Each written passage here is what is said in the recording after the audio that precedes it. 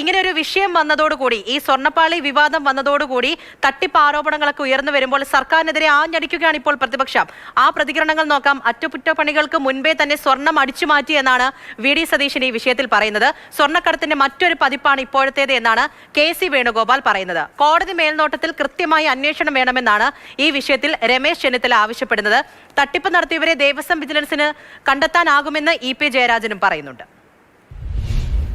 അപ്പോൾ അത് സ്വർണം ആവശ്യമുള്ളപ്പോൾ അടിച്ചു മാറ്റാൻ വേണ്ടിയിട്ട് തന്നെ പ്ലാൻ ചെയ്തിട്ടാണ് പൂശിയിരിക്കുന്ന സാങ്കേതിക വിദ്യ വരെ ചെയ്തിരിക്കുന്നത്. എന്നിട്ടും ഇയാളെ ഇത്രയും നാൾ ആര് സംരക്ഷിച്ചു? ദേവസ്വം ബോർഡിന്റെ വിജിലൻസ് തന്നെ ഇത് കണ്ടുപിടിച്ച് ഇത് പരിശോധനയിൽ ഇത് വ്യക്തമായതാണ്. അത് മൂടി വെച്ചത് ആരാണ്? അയ്യപ്പ വിഗ്രഹത്തെ പോലും ഇവരിൽ നിന്ന് സംരക്ഷിക്കേണ്ട സ്ഥിതിയിലാണ്. ഇതുമാത്രമല്ല, എന്തെല്ലാം ശബരിമലയിൽ നിന്ന് ഇവരെ അടിച്ചു മാറ്റിയിട്ടുണ്ട് ഈ കാലഘട്ടത്തിനിടയിൽ എന്ന് പ്രത്യേകമായ പരിശോധന നടത്തേണ്ട സമയമാണ്. ഇവിടെ അയ്യപ്പന്റെ സ്വത്ത് വിറ്റോ? ഇത്രയും ഭീകരമായിട്ടുള്ള ദേവസ്വം സ്വത്തിന്റെ കൊള്ള നടന്നിട്ട് അതിനെതിരെ ഒന്നും ഉണ്ടാതിരിക്കുന്ന എന്തുകൊണ്ടാണ്? ഇത് മറ്റൊരർത്ഥത്തിൽ പറഞ്ഞാൽ വേറെ രൂപത്തിലുള്ള സ്വർണ്ണക്കടത്ത് തന്നെയല്ലേ? സ്വർണ്ണക്കടത്തിന്റെ മറ്റൊരു വേർഷൻ. എന്തുകൊണ്ട് മുഖ്യമന്ത്രി ഇത്രയും ദിവസമായി ഇക്കാര്യത്തെ പ്രതികരിക്കുന്നില്ല? കളവ് നടത്തിയ ആളുകളെ തന്നെ അന്വേഷണത്തിന് ഏൽപ്പിക്കുകയാണ്. ദേവസ്വം വിജിലൻസ് അന്വേഷിച്ചാൽ ഇത് മതിയാവുകയില്ല.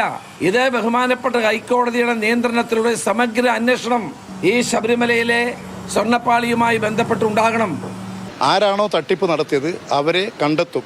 ദേവസ്വം ബോർഡിന്റെ വിജിലൻസും ദേവസ്വം ബോർഡും കണ്ടെത്തും.